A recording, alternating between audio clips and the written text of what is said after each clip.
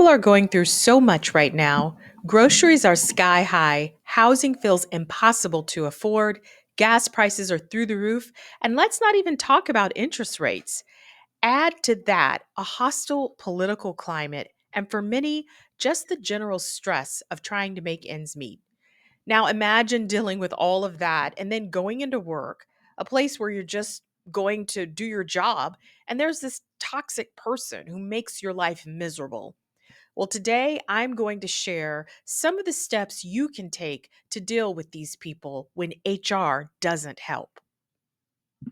Hi, I'm Harlow Reed, creator of the HR Insider. Today we are talking about how to handle it when you gather the courage to explain what's going on with the toxic coworker because you're thinking that HR will fix the situation, but then they don't. Not a single thing is done, and sometimes, even worse, you are gaslit to think that you are the problem or it's really not a big deal. So, what do you do? How do you handle something like that on your own? Let's talk about it. The content shared on this channel is for informational purposes only and is not a substitute for professional legal advice. Always consult a qualified attorney or HR professional for specific guidance tailored to your needs. Don't forget to like and subscribe. The thing about toxic people is that they are not going anywhere. I don't care what work environment you go to, there will be a toxic person around. So it's important to learn about how to deal with them early on in your career or as soon as possible. And the first step to confirm that you're actually dealing with a toxic coworker is not to label someone as toxic if you're unsure, because the approach for handling someone who isn't toxic is completely different from what I'm going to cover with you today. I actually made a video called 10 Warning Signs You're Dealing with a Toxic Coworker that explains how to identify toxic behaviors and recognize the type of person you're dealing with. If you haven't seen it, I want you to go back and watch that first to help confirm whether the person you're dealing with is truly toxic. Okay, so you have firmly identified that you are dealing with a toxic person. The next step is to understand that toxic people are some of the craftiest individuals that you will ever encounter. They can appear friendly and charming, all while sizing you up.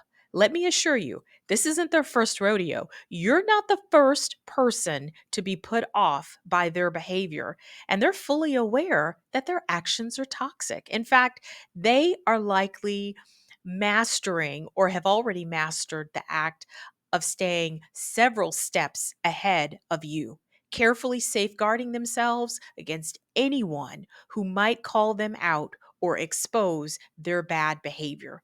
So never assume that resolving an issue with someone like this is going to be simple, because it won't be. These people often have an uncanny ability, almost a sixth sense for spotting someone that they can or cannot manipulate and control. So before you even realize what's happening, they've started smearing your reputation and spinning the narrative to their advantage. So it's a level of deceit and nastiness wrapped in a disguise of charm and goodwill. I often emphasize the importance of documenting everything. Dealing with a toxic coworker is no different.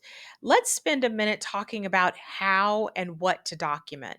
The first thing is to make sure that you are documenting things in one location. I recommend a binder or some type of a tablet where you can keep notes. I don't recommend doing it on your phone or your office computer, because then other people have access to it and it's less secure. When you are documenting things, you want to avoid emotional or accusatory language. You don't want to accuse someone of something because you don't know if that is truly the observation of everyone. You want to just be factual about what has happened and what has been said, not necessarily on your feelings about it. So, for example, you could say on January 8th, 2025 at 10 a.m., John Smith interrupted the team meeting and made a comment about my ability to handle the project, stating, "You're too inexperienced to manage this." This occurred in front of the team. By recording something in this fashion, you have made record. You also want to write down the names of anyone who was in the meeting who witnessed what happened. Notes and documentation like this are so important because if you do end up having to pursue another avenue to resolve your concerns, your documentation plays a very central role. But the way that you document also plays a central role because people will poke holes in it, especially if it's inflammatory in nature or it gives the appearance that you're not being factual, you're being biased. So, again, just keep it objective about what has actually happened. As I mentioned, date and time, when it occurred, the location, what happened, and also the outcome. Like if it changed the course or of a project by delaying it or interfered with some aspect of an activity that needed to be done at work. Also helpful to label the entries with dates and a little subject line. Think about writing an email to yourself. So in the example that I just gave, it would be January 8th, 2025, disruptive meeting incident, right? So you're highlighting what happened, you're giving a summary about it so that it can be used for quick reference. And sometimes people don't know what to record, right? You're like, what should I document? What should I not document? Any kind of verbal attacks, any insults, unprofessional comment, where you feel like you're being sabotaged or you feel like information is withheld from you, or if there is a deliberate delay in completing a task that prevents you from accomplishing what you need to. And of course, passive aggressive behaviors or manipulative conduct that you witness, you should document that as well. Are going to need to think of this as your personal insurance policy because if it's not documented, it didn't happen. Another effective way of dealing with toxic people in the workplace is to set boundaries. Let's talk about some of the ways that you can do that.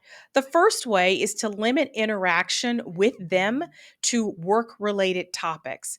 What does this look like? Well, it means keeping conversations strictly about work projects, work activities, and job related issues. And when they try to go down the path of talking about something that's not work related, you simply bow out of the conversation. A very simple way of doing that is, "I'd love to talk, but I need to focus on this task right now. I'll talk to you later. Bye bye." This may feel uncomfortable. It may feel like it's not genuine and it's not authentic. And it doesn't have to be genuine and authentic because the person you're dealing with isn't genuine and authentic. And by the way, the only reason they're talking to you is to try to get something they can hold out over you or to get you to engage with them in their toxic pattern. So you don't want to be a party to that. So again, you want to make sure that you keep the conversations strictly about work. The second thing is to know what behaviors you will or will not accept. What are the interactions that you won't tolerate? Because if you don't know, then you will go down that slippery slope with them and you become a party to their toxic behavior. What am I talking about?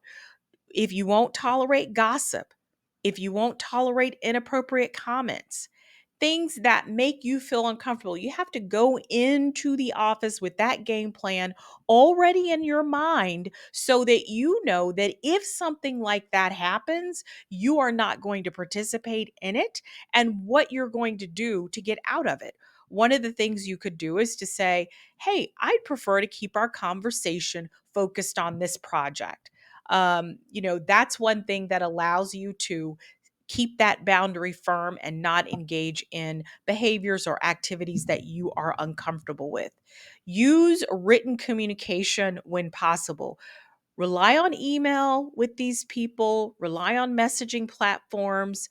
Try to avoid communicating face to face or even in phone conversations, because that creates a record of the interaction and it limits direct contact. Because toxic people are great at trying to poke you. As I said, they have spent their entire lives learning how to do this and how to manipulate. It's how they survive. So for you to engage with them on a limited basis or in writing is just another layer of protection. You also want to control your availability. Don't make yourself overly accessible to these people.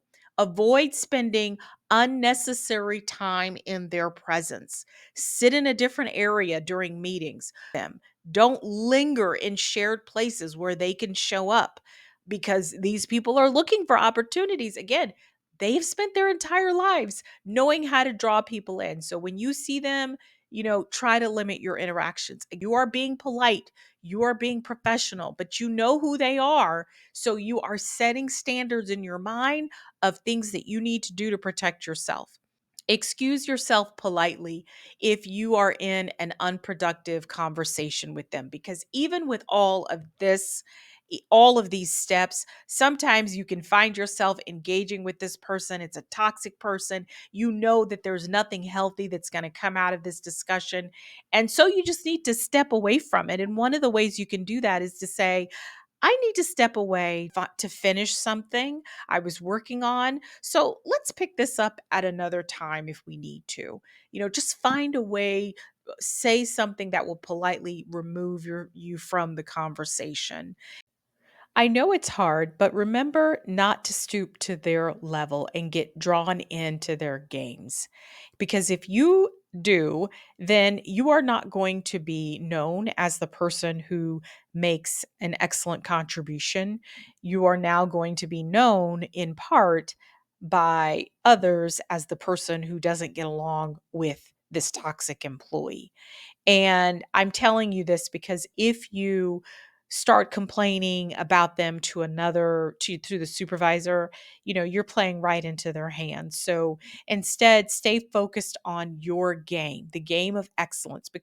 Now, while all of this is going on, you want to build your allies. You want to be friendly, approachable, smile, greet coworkers, show a genuine interest in others, in the work that they're doing and their well-being.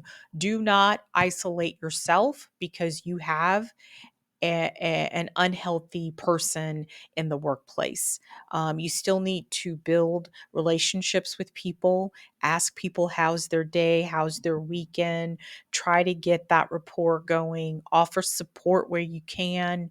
And just look for common ground with others. There are other people who are not toxic in the workplace that you can still engage with and enjoy collaborating with them and being transparent and honest, having authentic conversations, unlike the one that you would have with the toxic person. So just remember to, still work to build allies and recognize and appreciate other people, because that is going to go a really long way. Now, if you get to a point where you are trying to do all of these things and it's simply not working, it is important for you to consider if you want to file a complaint with the EEOC.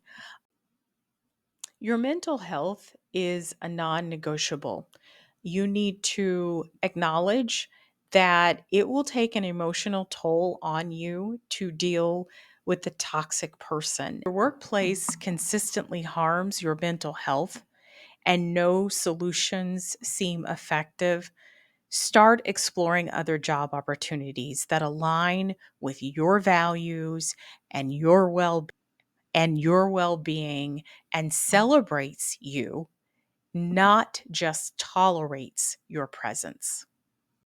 Thanks so much for watching. I hope you found this video helpful in navigating toxic workplace situations. If you did, don't forget to give it a like, leave a comment below to share your thoughts or experiences, and subscribe to the channel for more insights and advice on workplace challenges. Your support means the world to me, and I can't wait to see you in the next video. Take care and stay confident.